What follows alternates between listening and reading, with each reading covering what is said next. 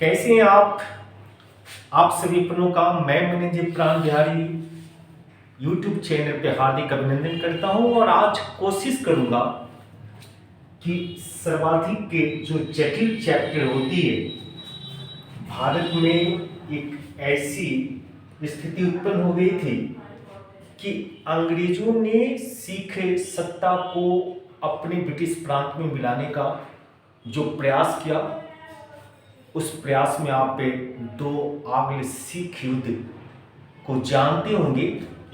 तो आज हम लोग सिख आंग्ल युद्ध से संबंधित घटनाओं पर विशेष जोर देंगे और साथ साथ हम आपको बतलाएंगे कि किस प्रकार से अंतिम सिख शासक दिलीप सिंह और रानी जिंदा कौर को भारत से निर्वासित करके 1849 ईस्वी में लंदन भेज दिया जाता और ब्रिटिश प्रांत में संपूर्ण रूप से पंजाब को सम्मिलित कर देने की घोषणा लॉर्ड डलहौजी के कार्यकाल में 1849 में कर दी जाती है।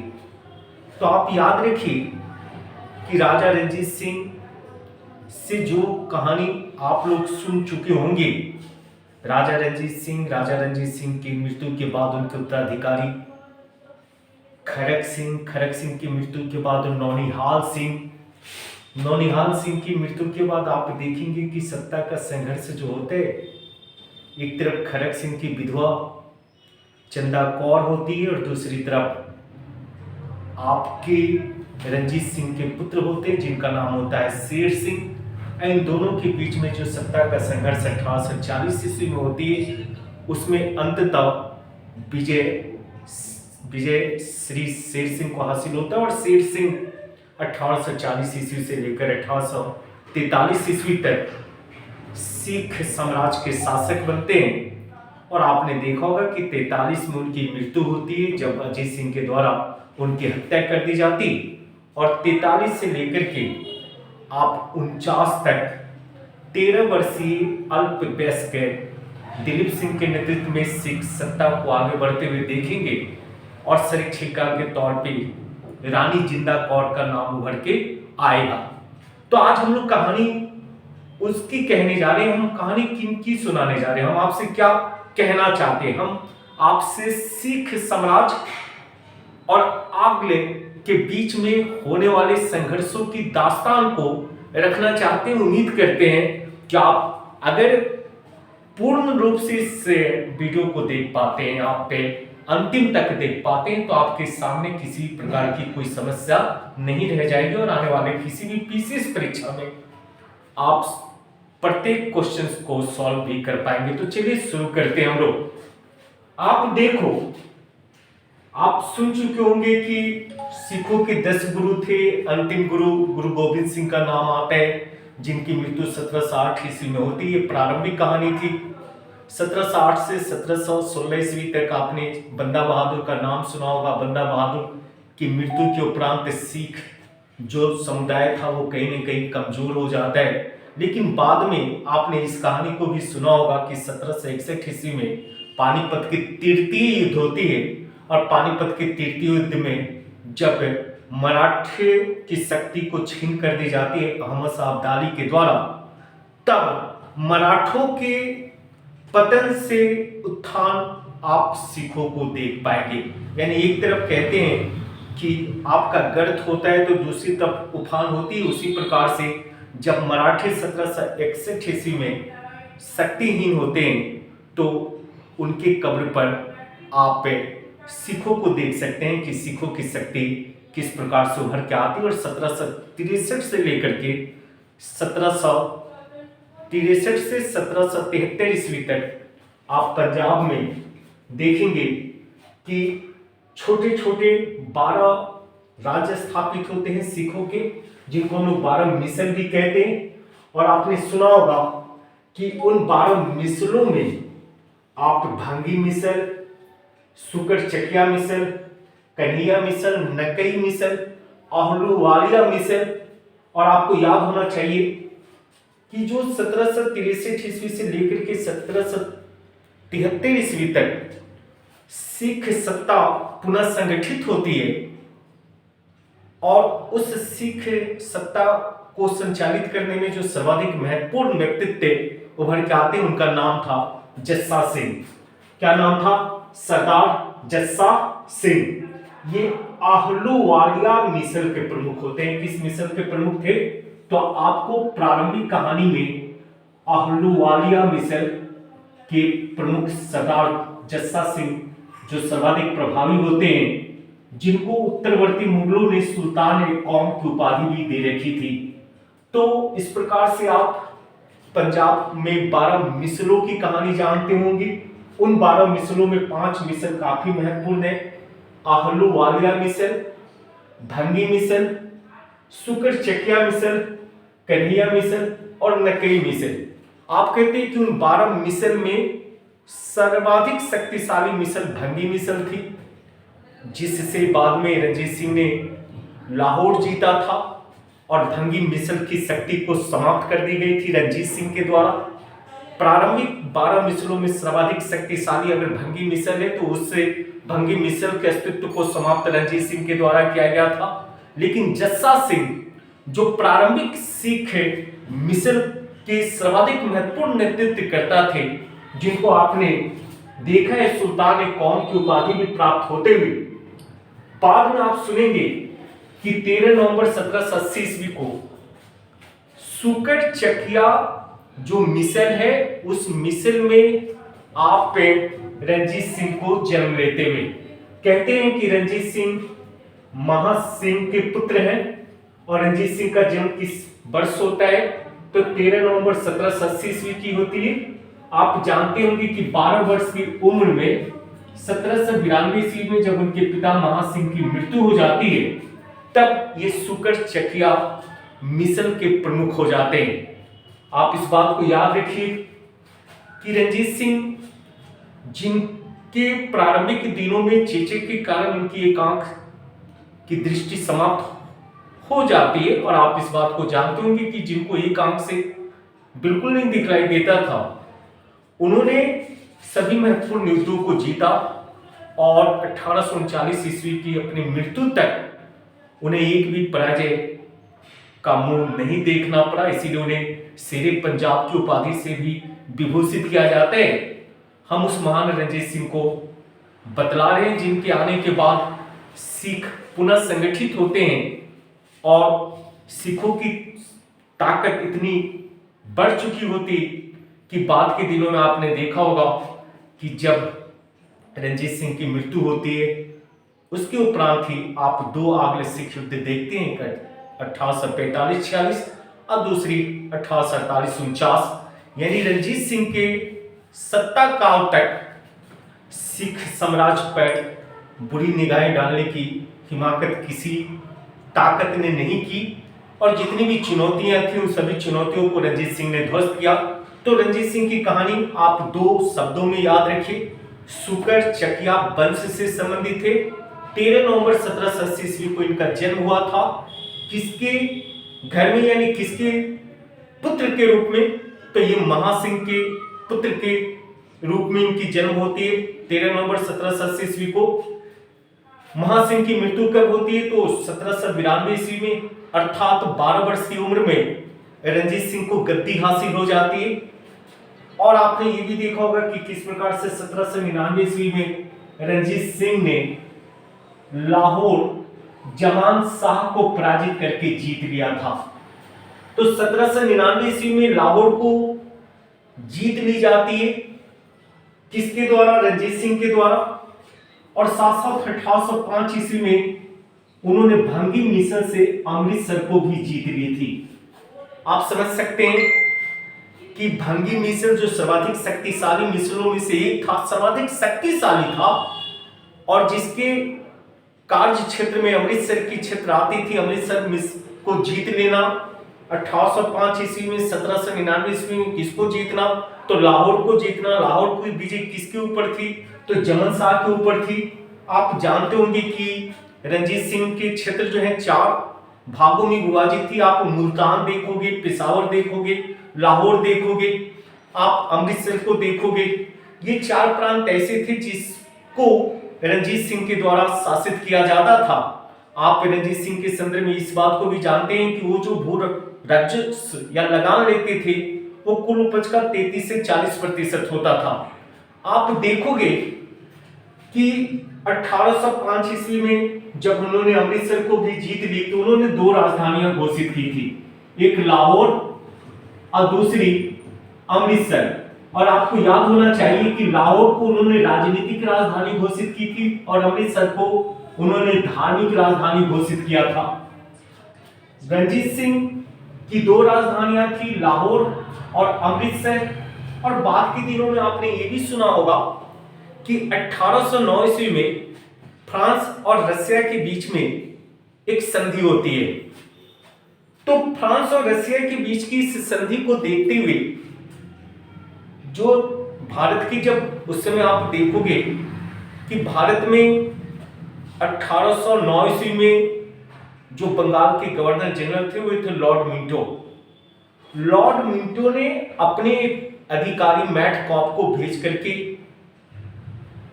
अमृतसर की संधि करवाई थी। किसके साथ? तो रणजीत सिंह के साथ। रणजीत सिंह ने रूसी प्रभाव और फ्रांसीसी प्रभाव को अपने राज्य में बिल्कुल प्रभावहीन बनाने के लिए ब्रिटिशर्स के साथ संधि करते हैं 1809 ईस्वी में, जिस संधि को हम लोग अमृतसर की संधि के नाम से जानते हैं।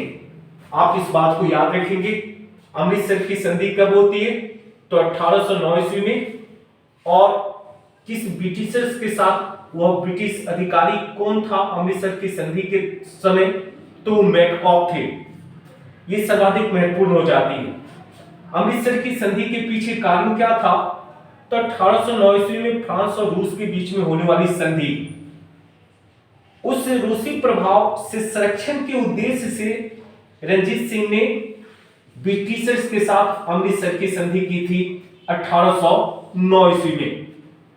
एक पॉइंट और भी आप जानते होंगे कि रणजीत सिंह को 1813 ईस्वी में अफगान शासक शाह शुजा से कोहिनूर हीरा प्राप्त हुआ था।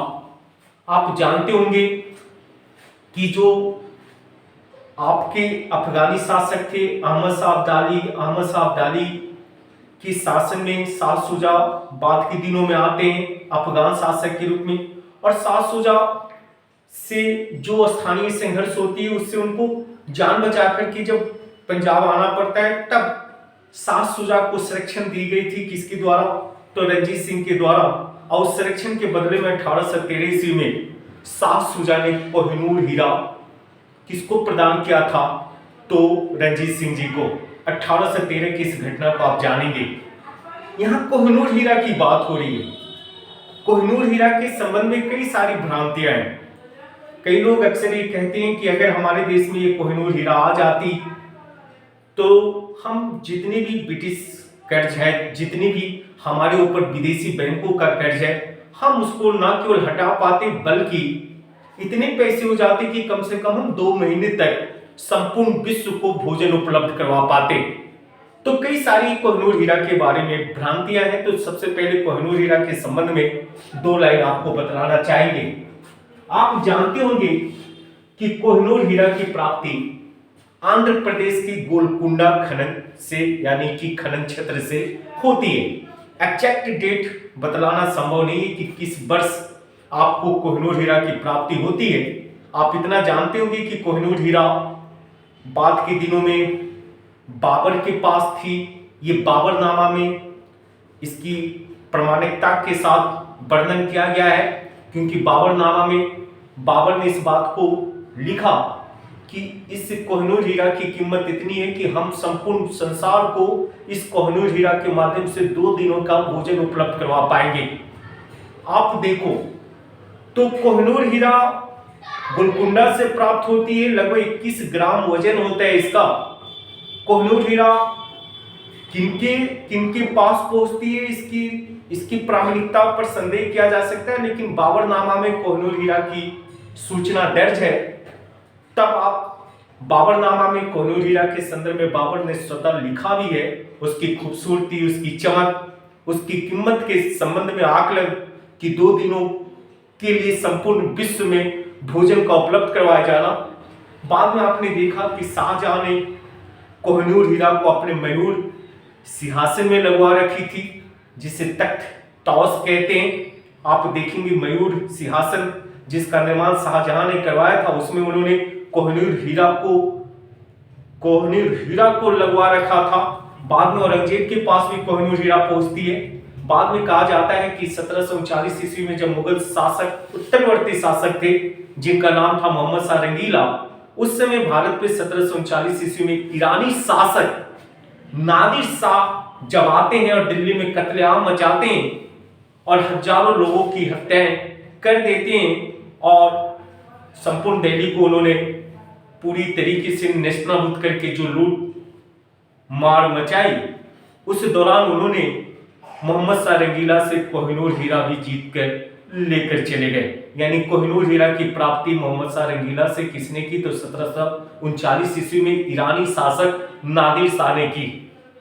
और बाद में आप देखोगे कि किस तरीके से यह नादिर शाह से आपके शाह शुजा के पास पहुंचती है और शाह शुजा से 1813 ईस्वी में रंजीत सिंह के पास पहुंचती है।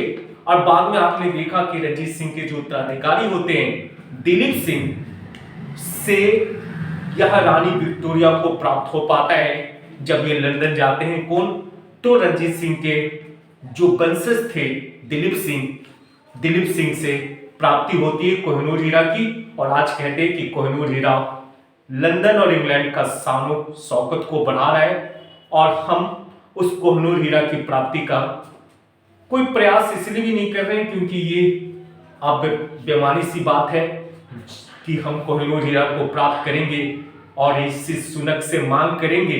किसी ने कहा कि इंग्लैंड में जब प्रधानमंत्री ऋषि सुनक चुने गए तो भारतीय वंशी ऋषि सुनक गिफ्ट में मोदी जी को क्या देने जा रहे हैं? तो ऋषि सुनक गिफ्ट में मोदी जी को कोहिनूर हीरा वापस करने जा रहे हैं। तो ये बेतुकी बातें, लेकिन कोहिनूर हीरा के संदर्भ में आप समझ चुके हैं कि जो कहानी गोलकुंडा से शुरू होती है वो कहानी अंततः इंग्लैंड तक जा पहुंचती है जब दिलीप सिंह ने कोहिनूर हीरा को सुपुर्द कर दिया वहां की महारानी विक्टोरिया को।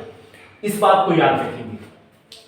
दो चीजें हम आपको रंजीत सिंह के संदर्भ में बतला रहे थे कि किस प्रकार से उन्होंने अमृतसर की संधि की थी मेटकॉप के साथ और किस प्रकार से 1813 ईस्वी में उन्होंने शाह शुजा से कोहिनूर हीरा प्राप्त किया था। आप इस बात को जानते होंगे कि रंजीत सिंह ने कभी पराजय का मुंह नहीं देखा। वो जितने युद्ध में शामिल होते हैं सभी युद्धों में उन्होंने विजयश्री हासिल की। अंततः 1839 ईस्वी में उनकी मृत्यु हो जाती है। आपको याद होना चाहिए कि 1839 ईस्वी में राजा रणजीत सिंह की मृत्यु हो जाती है और मृत्यु के बाद उनके उत्तराधिकारी के लिए संघर्ष प्रारंभ हो जाता है, क्योंकि कहते हैं कि जो ये राज सत्ता होती है, राज सत्ता हमेशा संघर्ष चाहता है। राज सत्ता हमेशा आपको कई सारी परेशानियों का कारण बनता है। कहते हैं कि उत्तराधिकारी के लिए जो संघर्ष प्रारंभ होती है तो उस संघर्ष में खड़क सिंह जो रणजीत सिंह के पुत्र थे उनको पंजाब का शासक बनने का, सिख साम्राज्य का शासक बनने का मौका मिलता है। 1839 से लेकर 1840 ईस्वी तक रहते हैं खड़क सिंह, लेकिन खड़क सिंह की मृत्यु के बाद रणजीत सिंह के एक और पुत्र थे जिनका नाम था नौनिहाल सिंह, उनकी भी मृत्यु हो जाती है। तो खड़क सिंह, नौनिहाल सिंह, इन दो की मृत्यु के बाद स्थिति ये हो जाती है कि अब सिख सत्ता का वास्तविक उत्तराधिकारी कौन होगा। और कहते हैं कि 1840 ईस्वी में जो संघर्ष होती है तो एक तरफ खड़क सिंह की विधवा पत्नी यानी विधवा थी जिनका नाम था चंदा कौर, और दूसरी तरफ रणजीत सिंह के पुत्र थे जिनका नाम था शेर सिंह। तो 1840 ईस्वी में खड़क सिंह की विधवा चांद कौर और रणजीत सिंह के पुत्र शेर सिंह के बीच में संघर्ष होता है और अंततः रणजीत सिंह के पुत्र शेर सिंह के द्वारा विधवा चांद कौर की हत्या करवा दी जाती। शेर सिंह सिख सत्ता के शासक हो जाते। शेर सिंह 1843 ईस्वी तक आप सिख सत्ता के शासक के रूप में काम करते हैं, लेकिन 1843 ईस्वी में शेर सिंह की भी हत्या चांद कौर के एक समर्थक अजीत सिंह के द्वारा करवा दी जाती है। और 1843 ईस्वी में जब शेर सिंह की हत्या हो जाती है तो उसके बाद अल्पवयस्क 13 वर्षीय दिलीप सिंह जो होते हैं वह सिख सत्ता के संचालक हो जाते हैं और संरक्षिका के तौर पे जिंदा कौर उभर के आती है। तो आप देखेंगे कि 1843 ईस्वी से लेकर के 1849 ईस्वी तक की कहानी है वो 13 वर्षीय अल्पवयस्क दिलीप सिंह और उनकी संरक्षिका जिनका नाम था आपका जिंदा कौर। आपको याद होना चाहिए कि जिंदा कौर और दिलीप सिंह जब सिख सत्ता के संचालक होते हैं तो किस प्रकार से प्रथम आंग्ल सिख युद्ध होता है। कहते हैं ना कि कमजोर जब उत्तराधिकारी हो या अल्पवयस्क उत्तराधिकारी हो तो ऐसी परिस्थिति में जो ये ब्रिटिशर्स हैं वो किसी परिस्थिति में अब सिख सत्ता को पराजित करना चाहते हैं और सिख साम्राज्य को ब्रिटिश प्रांत घोषित करना चाहते हैं। ऐसी परिस्थिति में आपने देखा होगा कि किस प्रकार से जब लॉर्ड हार्डिंग जब भारत के गवर्नर जनरल थे तो उन्होंने 13 दिसंबर 1845 ईस्वी को सिखों के खिलाफ युद्ध की घोषणा कर दी थी। तो प्रथम आंग्ल सिख युद्ध आपको याद होना चाहिए जो 1845 ईस्वी से लेकर 1846 ईस्वी तक चलती है। 13 दिसंबर 1845 ईस्वी को लॉर्ड हार्डिंग ने युद्ध की घोषणा की और कहा यह जाता है कि एक तरफ दिलीप सिंह की सेना है, दिलीप सिंह की संरक्षिका के रूप में जिंदा कौर है। आपको याद होना चाहिए दिलीप सिंह की सेना में जो मुख्य सेनापति थे लाल सिंह और तेज सिंह ने सिख साम्राज्य को ही धोखा देने का काम किया और निर्णायक रूप में आप देखोगे कि सेना के दो प्रधान सेनापति लाल सिंह और तेज सिंह के विश्वासघात के कारण ये प्रथम जो आंग्ल सिख युद्ध होती है उसमें आपको याद होना चाहिए कि लाहौर को जीत ली जाती है किसके द्वारा, तो ब्रिटिशर्स के द्वारा। यानी प्रथम आंग्ल सिख युद्ध का परिणाम लाल सिंह और तेज सिंह के विश्वासघात के कारण लाहौर पराजय के रूप में मिलती है। किसको, लाहौर जीत लिया जाता है ब्रिटिशर्स के द्वारा और लाहौर को जीतने के बाद संधि होती है दिलीप सिंह और आपको याद होना चाहिए लॉर्ड हार्डिंग के बीच में, जिसको हम लोग लाहौर की संधि कहते हैं। प्रथम आंग्ल सिख युद्ध हुआ था, उस युद्ध के बाद जिस संधि को आप देखेंगे वो लाहौर की संधि कहलाती है 9 मार्च 1846 ईस्वी को। और इस लाहौर संधि में आप 2-3 चीजों को देखेंगे कि सिख राज ने सतलज के पार जितने भी क्षेत्र थे उनको छोड़ दिया, समस्त प्रदेश को सदैव के लिए छोड़ दिया। प्रथम आंग्ल सिख जो आपकी संधि होती है जिसको लाहौर संधि कहते हैं 9 मार्च 1846 ईस्वी को, और आंग्ल सिख जो संधि होती है जिसे लाहौर संधि कहते हैं, उस लाहौर संधि के अंतर्गत अल्पवयस्क दिलीप सिंह को महाराजा तथा रानी जिंदा कौर को संरक्षिका के रूप में मान्यता दे दी जाती है। लाल सिंह क्योंकि इन्होंने दिलीप सिंह के साथ विश्वासघात किया था, लेकिन ब्रिटिशर्स के साथ इन्होंने जो अपनत्व दिखलाया था उसके बदले में लाल सिंह को वजीर घोषित कर दी गई थी सिख साम्राज्य की। ये कुछ महत्वपूर्ण बातें उभर के आती है प्रथम आंग्ल सिख संधि के अंतर्गत। आपको इस बात की भी जानकारी होगी कि प्रथम आंग्ल सिख युद्ध में 1.5 करोड़ रुपए जुर्माना भी ठोकी गई थी ब्रिटिशर्स के द्वारा। किनके ऊपर, तो ये 1.5 करोड़ जुर्माना आपके सिख साम्राज्य के ऊपर लगाया गया था ब्रिटिशर्स के द्वारा। इसके उपरांत कई सारे पंजाब के क्षेत्रों को अधिग्रहण करने के लिए बाद में लाहौर संधि के बाद, यानी लाहौर संधि अगर 9 मार्च 1846 ईस्वी को होती है तो एक दूसरी संधि होती है जिसको अमृतसर की संधि कहते हैं। अमृतसर की संधि किस तिथि को होती है? तो 16 मार्च 1846 ईस्वी को। आपको इस बात को पूर्णतः याद रखनी होगी कि प्रथम आंग्ल सिख युद्ध अगर 1845-1846 ईस्वी में होती है तो उस आंग्ल सिख युद्ध का परिणाम ये निकलता है कि लाहौर जो है वो ब्रिटिशर्स के द्वारा जीत लिया जाता है। लाहौर को जीतने के बाद लाहौर में ही संधि होती है और लाहौर संधि के बाद आप अमृतसर की संधि देखेंगे और तीसरी संधि जो होगी वो भैरोवाल की संधि होती है। तो अमृतसर की संधि 16 मार्च 1846 ईस्वी को होती है और अमृतसर की संधि के तहत पंजाब के कई क्षेत्रों को ब्रिटिशर्स ने अधिग्रहण करने में सफलता हासिल की। लाहौर संधि, उसके तदुपरांत अमृतसर की संधि। अब अमृतसर की संधि के उपरांत आप देखोगे कि स्थिति ये उत्पन्न हो जाती है कि ब्रिटिशर्स जो होते हैं आपके लाहौर छोड़कर जाने के लिए तैयार नहीं होते। यहां आपको याद करना चाहिए कि जब लाहौर छोड़कर के वो जाने के लिए तैयार नहीं थे तो अल्पवयस्क जो दिलीप सिंह थे और एक और संधि होती है जिसे भैरावाल की संधि कहते हैं, क्योंकि जिंदा कौर और दिलीप सिंह ये चाहते थे कि लाहौर छोड़कर के उनके सैनिक वापस जाए, लेकिन वो लाहौर छोड़कर के जाने के लिए तैयार नहीं थे और जबरन कई प्रकार के अनैतिक दबाव जिंदा कौर और दिलीप सिंह के ऊपर ब्रिटिशर्स के द्वारा डाला जा रहा था। ऐसी परिस्थिति में एक और संधि होती है जिसको भैरावाल की संधि कहते हैं और ये संधि तीसरी संधि होती है प्रथम आंग्ल सिख युद्ध के बाद। प्रथम संधि जो थी वो लाहौर की संधि थी, द्वितीय संधि जो थी अमृतसर की संधि थी और तृतीय संधि क्या होती है? भैरावाल की संधि। भैरावाल की संधि किस तिथि को होती है? तो 22 दिसंबर 1846 ईस्वी को।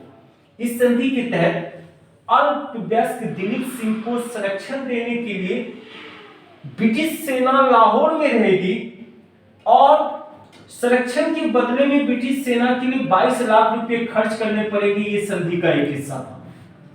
साथ साथ आप देखोगे कि जो जिंदा कौर संरक्षिका के तौर पे काम कर रही थी तो जिंदा कौर को संरक्षिका के पद से भी हटा दिया जाता है कि इस तिथि को 20 अगस्त 1847 ईस्वी को। ये भैरोवाल संधि की दूसरी महत्वपूर्ण पॉइंट्स थी। तीसरी, 8 सिख सरदारों को अब दिलीप सिंह के संरक्षण के लिए एक समिति बना करके तैयार कर दी जाती। ये कहा जाता है कि जिंदा कौर संरक्षक नहीं रहेगी, संरक्षिका नहीं रहेगी, तो कौन संरक्षिका या संरक्षक रहेंगे? तो 8 सरदारों की कमेटी बनाई जाती है और साथ साथ जिंदा कौर को 48,000 रुपया वार्षिक पेंशन देकर के पूरा निर्वासित कर दिया जाता। भैरोवाल की संधि के अंतर्गत दिलीप सिंह और जिंदा कौर के ऊपर अनैतिक दबाव होता है। नतीजा, अब स्थिति ऐसी उत्पन्न हो जाती है कि इतनी अनैतिक दबावों को न सहने के लिए तैयार थे कौन? जिंदा कौर और दिलीप सिंह। और ऐसी परिस्थिति में अंग्रेजों के साथ सिखों की युद्ध निश्चित हो जाती है। अब द्वितीय आंग्ल सिख युद्ध होता है 1848-1849 ईस्वी में। कहते हैं कि द्वितीय आंग्ल सिख युद्ध में चार्ल्स नेपियर जो होते हैं उन्होंने अपने तोपों के जबरदस्त प्रयोग के कारण सिखों को पूरी तरीके से नेस्तनाबूद करते, पराजित कर देते हैं। 29 मार्च 1849 ईस्वी को संपूर्ण पंजाब को अंग्रेजी राज में मिला देने की घोषणा किसके द्वारा की जाती है? तो लॉर्ड डलहौजी के द्वारा किया जाता है, क्योंकि 1848 ईस्वी से लेकर के 1856 ईस्वी तक आप जानते होंगे कि इस मुल्क में, भारत के गवर्नर जनरल के तौर पे लॉर्ड डलहौजी का कार्यकाल था। और आप इस बात को जानते हैं कि लॉर्ड डलहौजी ने डॉक्ट्राइन ऑफ लैप्स का सिद्धांत भी प्रतिपादित की है। तो जो द्वितीय आंग्ल सिख युद्ध होती है 1848 से लेकर 1849 ईस्वी तक, तो द्वितीय आंग्ल सिख युद्ध में आपको नेपियर के द्वारा तोपों का प्रयोग, नेपियर एक सैन्य अधिकारी होता है, और बुरी तरीके से सिखों का पराजित होना। और पराजित होने के बाद लॉर्ड डलहौजी के द्वारा 29 मार्च 1849 ईस्वी को संपूर्ण पंजाब को अंग्रेजी राज्य में मिला दिए जाने की घोषणा करना, और साथ साथ आप ये भी देखेंगे कि पराजित दिलीप सिंह और जिंदा कौर को आपको याद होना चाहिए कि 50,000 रुपया वार्षिक पेंशन दे करके लंदन भेज दिया जाता है। और कहते हैं कि 1851 ईस्वी में जब लंदन में थे तो दिलीप सिंह के द्वारा कोहिनूर हीरा उपहार स्वरूप विक्टोरिया, रानी विक्टोरिया को सुपुर्द की जाती है, और भारत में सिखों का अस्तित्व पूर्णतः समाप्त हो जाती है। 1849 ईस्वी में ही सिख साम्राज्य पूर्णतः ब्रिटिश प्रांत का हिस्सा घोषित हो जाते हैं। और इस हिस्सा घोषित होने के पूर्व आपने देखा कि किस तरीके से सुकर चकिया मिसल के रणजीत सिंह से, जिस स्टोरी को आप सुनना चाहे, रणजीत सिंह 1780 ईस्वी में जन्म लेना, 1792 ईस्वी में सुकर चकिया मिसल का प्रमुख घोषित होना, 1799 ईस्वी में लाहौर को जमन शाह से जीत लेना, 1805 ईस्वी में भंगी मिसल से अमृतसर को प्राप्त करना, 1809 ईस्वी में अमृतसर की संधि करना। आपने देखा है कि किस प्रकार से रणजीत सिंह और मेटकॉप के बीच में अमृतसर की संधि होती है 1809 में। अंततः 1839 ईस्वी में रणजीत सिंह की मृत्यु हो जाना। 39 में मृत्यु के बाद खड़क सिंह का सिख शासक बनना। खड़क सिंह की मृत्यु के बाद ननिहाल सिंह की भी मृत्यु हो जानी, जो आपके रणजीत सिंह के लिए कर्ण पुत्र थे। ननिहाल सिंह की मृत्यु के बाद 1840 ईस्वी में खड़क सिंह की विधवा चांद कौर और रणजीत सिंह के पुत्र शेर सिंह के बीच में सत्ता के लिए संघर्ष होना। अंततः 1840 ईस्वी में शेर सिंह के द्वारा आपका सत्ता हासिल कर लिया जाना।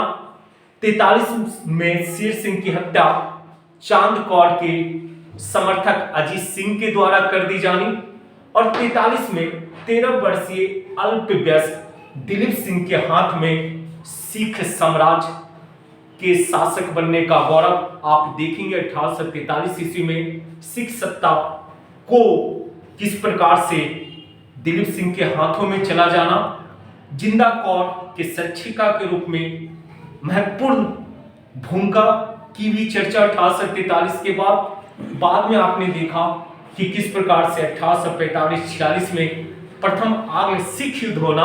अब प्रथम आंग्ल सिख युद्ध के बाद आप 3 संधियां जानते हैं। प्रथम जो संधि होती है उसे आप लाहौर की संधि कहते हैं। किस तिथि को होती है? तो 9 मार्च 1846 ईस्वी को। द्वितीय संधि क्या होती है? तो अमृतसर की संधि 16 मार्च 1846 को। और तृतीय संधि जो होती है भैरावाल की संधि होती है किस तिथि को? 22 दिसंबर 1846 ईस्वी को। भैरावाल की संधि पूर्णतः अपमानजनक होना, नतीजा पुनः द्वितीय आंग्ल सिख युद्ध होना, और उस द्वितीय आंग्ल सिख युद्ध में नेपियर के तोपों से सिखों को पूर्णतः नेस्तनाबूद किया जाना। अंततः 29 मार्च 1849 को संपूर्ण पंजाब को ब्रिटिश प्रांत का घोषित किया जाना, और दिलीप सिंह को लंदन भेज दिया जाना। ये आपकी कहानी उभर के आती है सिख साम्राज्य के उदय और सिख साम्राज्य का समापन आप देख सकते हैं। तो कोशिश कीजिए कि तथ्यों को समझने की।